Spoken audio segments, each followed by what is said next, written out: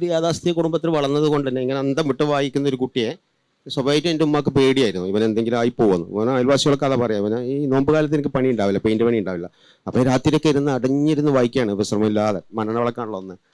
അപ്പോൾ ഉമ്മാക്കുള്ള പേടി മകനോടുള്ള സ്നേഹമാണത്, അവന് വട്ടായി പോകുന്നുള്ളത്. എടാ നിനക്ക് ഓതി വട്ടാവുന്ന മലപ്പുറം ഭാഷയിൽ പറയാം, ഓതി മറിഞ്ഞവരെന്നൊക്കെ പറയും. ഈ ദർശനൊക്കെ അത് മതം പഠിപ്പിക്കാൻ പോയ ചില കുട്ടികൾ ആകെ ഓതി മറിഞ്ഞ് വരാറുണ്ട്.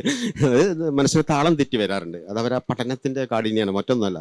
എൻ്റെ കാര്യത്തിൽ അതാണ് എൻ്റെ ഫിക്ഷൻ വായിച്ചുകൊണ്ടിരിക്കുന്ന ഞാൻ ഒരു ഘട്ടത്തിൽ മനഃശാസ്ത്രത്തിലേക്കും അദ്വൈതത്തിലേക്കും വേദാന്തത്തിലേക്കും ഉപനിഷത്തിൻ്റെ മലയാള വ്യാഖ്യാനത്തിലേക്കോ ഈ ഫ്രോയിഡ്, യൂങ് അതല്ലാതെ അങ്ങ് കയറിപ്പോയി.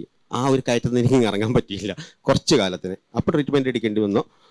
അതും ഒരുപാട് ഡോക്ടർമാർ, നമ്മുടെ സൈക്യാട്രിസ്റ്റ് ഡോക്ടർമാർ ചെയ്യുക എന്താ വെച്ചാൽ ആദ്യം മരുന്ന് എഴുതും, പേടിക്കൊന്ന്, ബേജാറിനൊന്ന്, വിറയലൊന്ന്, വെപ്രാളത്തിലൊന്ന്. ഇതിന് കാരണം അന്വേഷിക്കുന്നില്ല. അന്നത്തെ സൈക്കോളജിയിൽ സൈക്യാട്രി, ഇപ്പം ന്യൂറോ സൈക്യാട്രി വളരെ വികസിച്ചിട്ടുണ്ട്. ഒരുപാട് മരുന്നുകൾ നല്ലതാണ്. അന്ന് അങ്ങനെയല്ല, മനുഷ്യനെ തളർത്തിക്കെടുത്ത വേറെ വഴിയില്ല. എന്നെ ചിന്തിക്കാൻ വിടാതാക്കുക, എന്നെ വായിക്കാൻ പറ്റാതാക്കുക, അത് അവരെ കുറ്റമല്ല. അന്നത്തെ ഒരു ചികിത്സാ രീതി അങ്ങനെ 30 വർഷം മുമ്പുള്ള കാര്യമില്ല ഞാൻ ഈ പറയുന്നത്, 30 വർഷം മുമ്പുള്ള. അപ്പോൾ ഈ മരുന്ന് കഴിച്ച് കിടക്കുന്ന ഭ്രാന്തൻ തന്നെയാണ് പിന്നെ ഞാൻ. പിന്നെ അപ്പോൾ എന്നെ ഭ്രാന്തെന്ന് വിളിക്കുന്നൊരു അത്ഭുതമൊന്നുമില്ല. ആദ്യം എനിക്കുണ്ടായ ഭയം, ഇത് വായിച്ച് നമ്മുടെ ചിന്ത കാട് കയറുമല്ലോ. ഭൂമിയിൽ ഞാൻ മാത്രമേ ഉള്ളൂ, മറ്റെല്ലാം എൻ്റെ തോന്നലാണ്. എൻ്റെ ഉമ്മ, ഉപ്പ, എൻ്റെ ബന്ധങ്ങൾ, ഈ ലക്ഷ്മി ചേച്ചി, എല്ലാവരും, മുഴുവൻ ലോകവും എൻ്റെ ഭാവനയാണ്. ഞാനെന്നൊരു വ്യക്തി മാത്രമേ ഉള്ളൂ. ഇങ്ങനൊരു അവസ്ഥയിലെത്തുമ്പോൾ ഞാൻ പേടിച്ച് രാത്രി, പിന്നെ അവിടെ നിന്ന് എനിക്ക് തോന്നി ഇത് പിടുത്തം വിടുകയാണെന്ന്. അപ്പോൾ എന്നാൽ ഇറങ്ങി വീട്ടിൻ്റെ നടുമൊരു ചെറിയ വീടാണ്, അവിടെ മുമ്പ് കിടക്കണം, ഉമ്മ എനിക്ക് ഉറങ്ങണം എന്നാണ് പറഞ്ഞു, മറ്റൊന്നല്ല പറഞ്ഞു. അപ്പോൾ ആദ്യം സൈക്കാട്രിസ്റ്റിൻ്റെ അടുത്തല്ല കൊണ്ടുപോയത്, ഒരു ഡോക്ടറെ അടുത്ത് കൊണ്ടുപോയത്, സാധാ ഡോക്ടർ. അപ്പോൾ അവർ ചോദിക്കുന്നുണ്ട് എന്താ ഞാൻ പറഞ്ഞു എനിക്ക് ഉറങ്ങണം, വേറെ ഒന്നും പറയാനില്ല.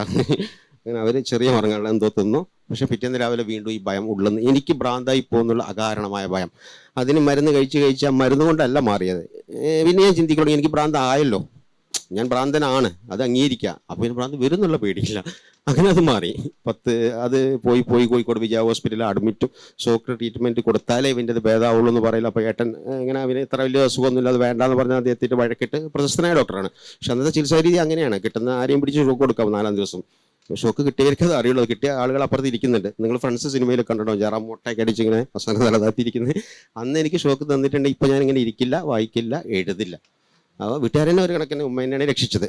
ആ ഒരു കൂട്ടത്തിൽ ആ സൈക്കാട്രിക് വാർഡ് കിടക്കുന്ന സമയത്ത് ഞാൻ എഴുതി വെച്ച കുറേ സാധനങ്ങൾ അതൊക്കെ എടുത്തുമ്പോൾ കത്തിച്ചു. അപ്പോൾ ഉമ്മാൻ്റെ ധാരണയിൽ മകന് വായിച്ചിട്ടാണ് എഴുതിയിട്ടാണ് ഇങ്ങനെ വട്ടായത്.